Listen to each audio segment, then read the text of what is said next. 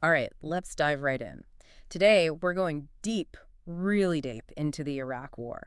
But not the headlines you've heard before. We're talking about the nitty-gritty, the behind-the-scenes stuff. Exactly. We're talking about the Chilcot report. It's this massive UK inquiry, thousands of pages, really digging into the hows and whys of the UK getting involved in Iraq. Basically, if you want the real story, unfiltered, Yeah. this is where you go. So break it down for us. What kind of stuff did this Chilcot report actually look at? Well, imagine this.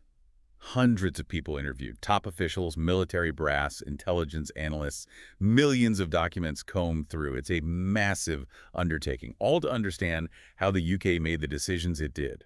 We're talking years of British policy, right? This isn't just about 2003. Oh, absolutely not. The report starts way back in the late 90s, looking at how the UK viewed Iraq even then, through the diplomacy, the buildup to war, the aftermath, everything. It's about the long game, the lasting impact. So let's rewind to that pre-9/11 world.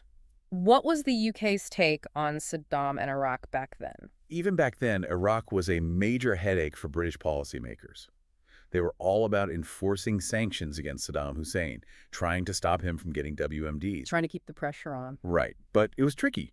The UK was working within the UN, trying to get international support.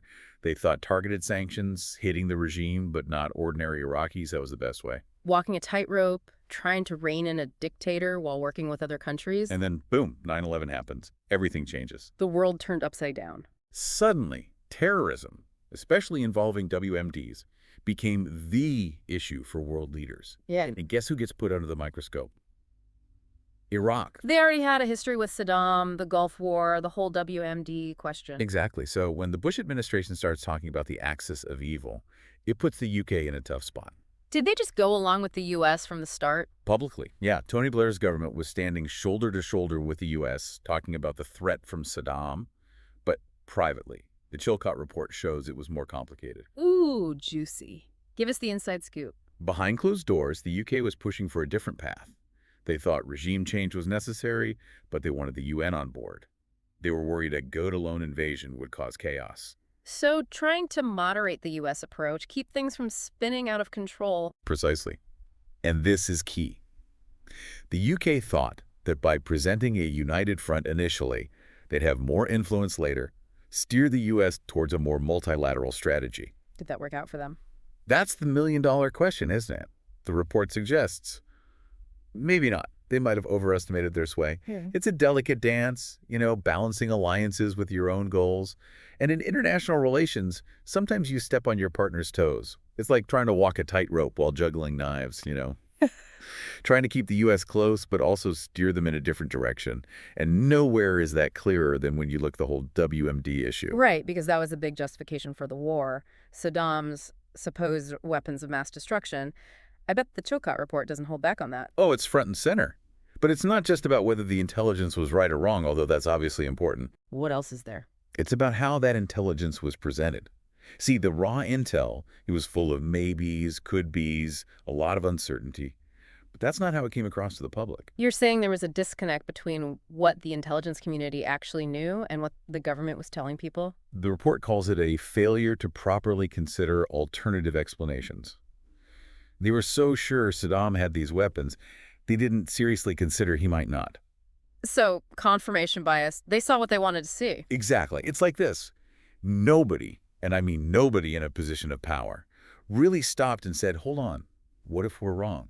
It's a scary thought, right? Definitely. So, hypothetically, let's say they were right. Saddam did have WMDs. Did they even have a plan for what happened after the invasion? Okay, this is where the report gets really brutal. They called the post-invasion planning woefully inadequate. Woefully inadequate. That's putting it mildly. A huge commitment of UK resources for which no contingency preparations had been made. The report literally says that. Wow. No backup plan. So what happened? They just winged it. Basically, they weren't ready for the insurgency, the sectarian violence, the humanitarian crisis. Basra, total chaos. UK troops were left holding the bag. And this CPA, the Coalition Provisional Authority, they were supposed to rebuild Iraq, right? How did that go? Not great. The CPA, it had a huge job, rebuild a whole country from scratch, but they made some big mistakes. Like what? De-Baathification. The idea was to get rid of Saddam's people from government. Sounds good in theory, right? Sure, makes sense. Clean house. Problem is, they went way too far. They got rid of almost anyone who was qualified to actually run the country. So no one left to turn the lights on, so to speak. Exactly. Total disaster. The UK, they had their doubts about it, but they didn't want to rock the boat with the US, so they went along with it. Talk about being stuck between a rock and a hard place. So they went along with it. But ultimately, did the UK achieve what it set out to do in Iraq? Well, that's the big question, isn't it? The report, it lays out the UK's goals pretty clearly. No more WMD threat from Iraq, and a stable, democratic Iraq that's a part of the world again. Sounds like a tall order.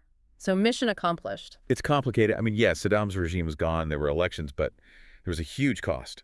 Lives lost, money spent, and the whole region thrown into chaos. And it sounds like the UK had a lot less control over how things played out than they thought they would. That keeps coming up in the Chilcot report. They thought they could guide the U.S., push for a more international approach, but maybe they weren't being realistic. Maybe a hard lesson to learn, but a valuable one. Don't overestimate your influence, especially in international affairs. Right. And this report, it's a stark reminder that military action, it's a big deal. You have to think it through, all the way through. Not just the initial action, but the long game, the unintended consequences. Precisely.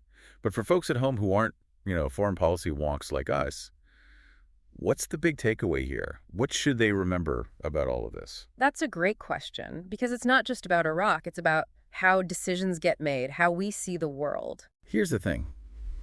Question your assumptions. The UK government, they were so convinced about Saddam, about the threat, about how easy it would be to rebuild.